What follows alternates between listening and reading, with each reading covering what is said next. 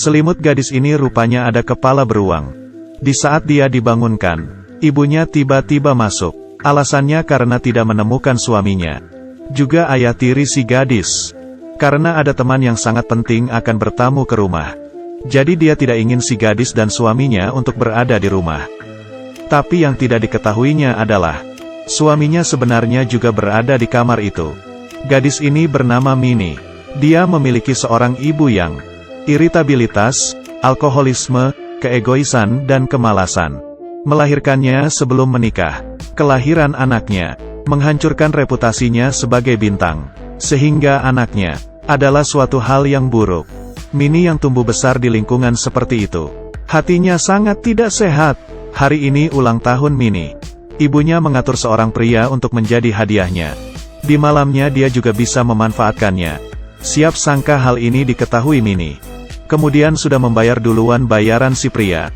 Dan dirinya sendiri yang bertukar tempat dengan si pria. Semuanya dilakukan.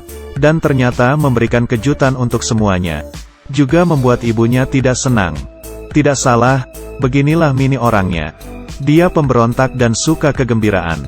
Ibunya tidak suka dia melakukan apa-apa. Tapi dia akan tetap melakukannya. Hari ini ibunya berkata kepadanya, "Rok pendekmu akan memperlihatkan lemakmu." Minnie berkata akan menggantinya menjadi celana. Tapi kebenarannya, kakinya juga bisa menggoda pengantar barang. Dia juga mendengar saat ibunya masih muda, telah melakukan amal. Jadi di malam hari, dia terkadang bisa pergi berbuat amal. Karena dirinya masih muda dan cantik sehingga disambut dengan baik. Hari ini ada orderan. Bosnya menyuruhnya untuk pergi menandatangani. Siapa sangka di dalam kamar. Dia terbengong. Di dalam kamar itu ternyata adalah ayah tirinya, Martin. Awalnya Minnie sangat panik. Tapi dia berpikir lagi, ini bukannya hal yang ingin dilakukannya.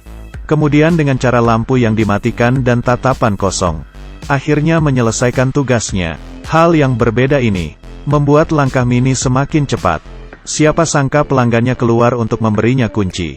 Ketika keduanya bertemu, suasana menjadi canggung. Martin seorang pria yang memiliki kontrol yang besar. Dia tenang dan tampan. Dan juga seorang bos di perusahaan besar. Ini adalah hal yang tak pernah dibayangkan. Perasaan yang aneh ini membuat dia ketagihan. Jadi dia mulai mengangkat matanya dari pekerjaan. Dan mulai memperhatikan Minnie. Di malam hari setelah istrinya tidur, dia akan datang ke kamar Minnie. Dan di pembicaraan kali ini, keduanya akhirnya melepaskan dendamnya. Dan mulai mendirikan suatu hubungan. Keseharian selanjutnya adalah adegan yang indah. Keduanya akan diam-diam melakukan hal yang berbeda. Juga bisa bersama-sama pergi bermain ke pantai.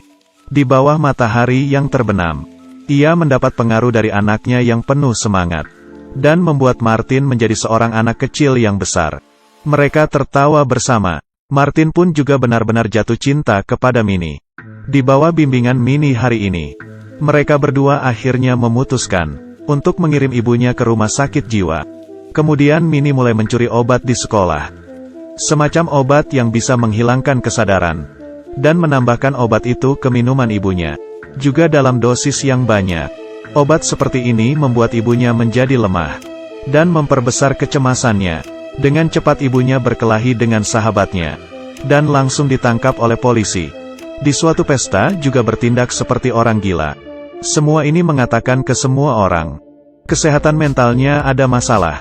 Akhirnya hingga di akhir rencana mereka, yaitu langkah terakhir membuat ibunya benar-benar menjadi gila.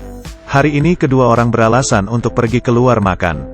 Tapi setelah itu ia menggunakan pakaian tertutup dan memasuki rumah. Awalnya mengira dia akan ketakutan dan bersembunyi di pojokan. Tak disangka saat keduanya membuka pintu, menemukan ibunya telah meninggal. Ternyata demi menghilangkan rasa takut, dia meminum semua obat. Martin langsung menelepon ambulan. Siapa sangka Minnie menahannya. Istri pria ini baru saja meninggal. Wanita-wanita di sekitarnya mulai mendekatinya. Di saat pemakaman, sahabat yang sering ditemui istrinya juga mulai mendekatinya. Setelah acara pemakaman selesai, Martin dan Minnie memulai liburan mereka. Di malam hari, keduanya berendam di air panas untuk merayakan. Tiba-tiba suatu suara menyadarkan mereka. Ternyata adalah tetangganya yang juga sedang berliburan. Kebetulan yang mendadak ini membuat Martin menjadi tidak nyaman. Tiba-tiba ia kehilangan minat. Liburan yang seharusnya bahagia, akhirnya juga selesai. Kedua orang yang kembali ke kehidupan, tiba-tiba kehilangan bahagia yang biasanya. Karena rintangannya hilang, gadis berkata rasa tantangannya menjadi tidak ada. Dan pria juga sudah tidak ada rasa niat. Seperti itulah kehidupannya mulai biasa-biasa saja. Siapa yang tahu kunjungan seorang inspektur menghancurkan hidupnya yang damai. Ada orang yang mengirim foto ke detektif mengenai kedekatan mereka. Ini adalah motif keduanya untuk membunuh. Meski baru pertama kalinya, inspektur tidak mendapatkannya. Tapi keesokannya, dia menemukan CCTV Mini yang sedang mencuri obat. Menghadapi pertanyaan dari guru dan inspektur, Mini dengan nangis mengatakan ibunya yang memaksanya untuk mencuri obat tersebut, agar dia bisa mengonsumsinya. Dengan ekspresi kasihan ini pun akhirnya berhasil membohongi gurunya. Tapi tidak bisa membohongi inspektur. Setelah itu inspektur menginterogasi Mini. Dia mengatakan ke Mini, jika ia mengambil inisiatif untuk melaporkan Martin, dia bisa mendapatkan penyataan tidak salah. Dia kemudian mengatakan ke Martin, bila ia inisiatif untuk melaporkan Mini, dia juga bisa dinyatakan tidak bersalah. Di bawah situasi seperti ini, tatapan kedua orang ini sepertinya terlihat memikirkan sesuatu yang jahat. Siapa sangka keduanya akan saling berkhianat. Ada sebuah foto lagi yang dikirim ke rumah, dan mengancam dengan foto itu. Hal ini membuat Martin menjadi frustasi. Dia mengira tetangga sudah mengetahui hubungan mereka berdua.